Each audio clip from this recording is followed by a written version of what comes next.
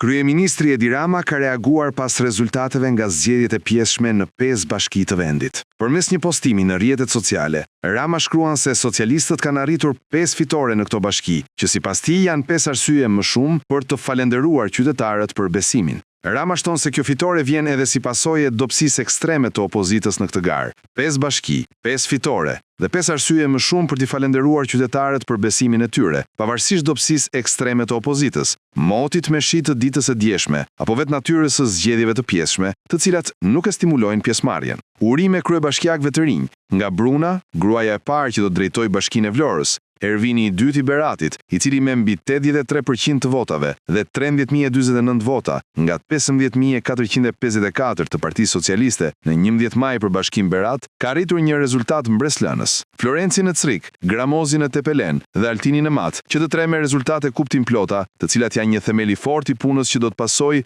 në shërbim të atyre komuniteteve, shkruan Rama.